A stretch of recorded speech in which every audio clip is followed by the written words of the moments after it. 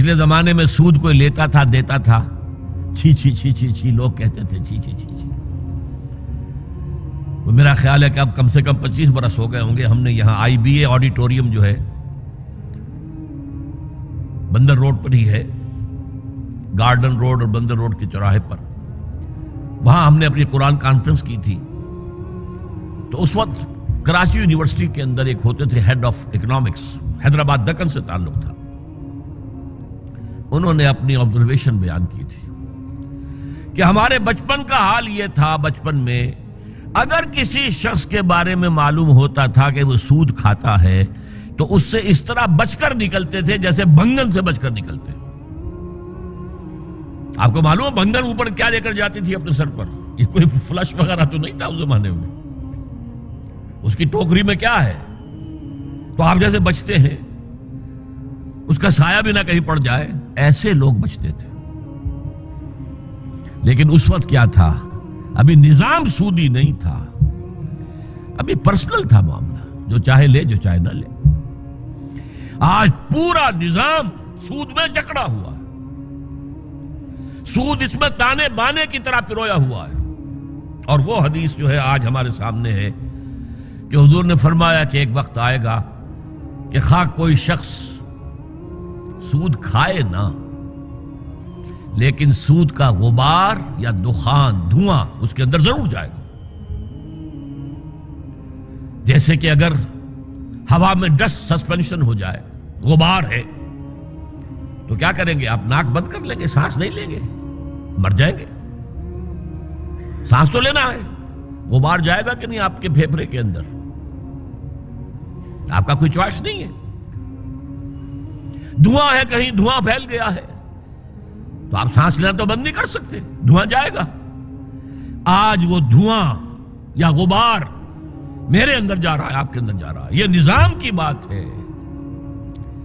لہذا محمد الرسول اللہ صلی اللہ علیہ وسلم جس دور کے فاتح ہیں، فاتح سے مراد افتتاح کرنے والے، فاتح کے معنی کانکرر کے بھی ہیں، اور ایک یہ کہ افتتاح ہو رہا ہے، فاتح جس دور کے فاتح ہیں، اس دور میں یہ انسان کا نظام جانے والا تھا چوٹی تک، اور اس کی جڑیں بند پڑ چکی تھی۔ الیوم اکملت لکم دینکم واتممت علیکم نعمتی ورضیت لکم الاسلام دینا۔ لہذا شہادت حق کار رسالت کے لیے شہادت کی ذمہ داری تب پوری ہوگی جب وہ نظام قائم کر کے دنیا کو دکھا دیں۔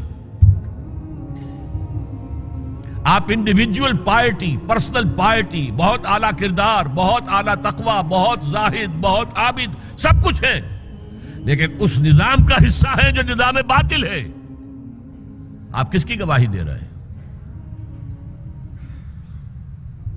وَمَن لَّمْ يَحْكُم بِمَا أَنزَلَ اللَّهُ فَأُولَٰئِكَ هُمُ الْكَافِرُونَ، جو فیصلے نہیں کرتے اس چیز کے مطابق جو اللہ نے نازل کی ہے، وہی تو کافر ہیں۔ تم نے کافر کس سے سمجھا ہے؟ وَمَن لَّمْ يَحْكُم بِمَا أَنزَلَ اللَّهُ فَأُولَٰئِكَ هُمُ الظَّالِمُونَ، جو اللہ کی اتاری ہوئی شریعت کے مطابق فیصلے نہیں کرتے وہی تو مشرک ہیں۔ وَمَن لَّمْ يَحْكُم بِمَا أَنزَلَ اللَّهُ فَأُولَٰئِكَ هُمُ الْفَاسِقُونَ، جو اللہ کی اتاری ہوئی شریعت کے مطابق فیصلے نہیں کرتے وہی تو ناہنجار ہیں، فاسق ہیں، غدار ہیں، باغی ہیں، سرکش۔ یہ 3 فتوے ہیں مفتی اعظم کے۔ مفتی اعظم کون ہے؟ اللہ۔ قرآن میں یہ لفظ آیا ہے اللہ کے لیے، یفتیکم، یستفتونک، اے نبی یہ آپ سے فتویٰ مانگ رہے ہیں کلالہ کے بارے میں۔ قل اللہ یفتیکم، کہہ دیجیے اللہ فتویٰ دیتا ہے۔ لو، جو مفتی اعظم کون ہے؟ یہ ساری دنیا کے مفتی مل کر بھی اگر مفتی بن جائیں ایک، تو کیا اللہ کے برابر ہوں گے؟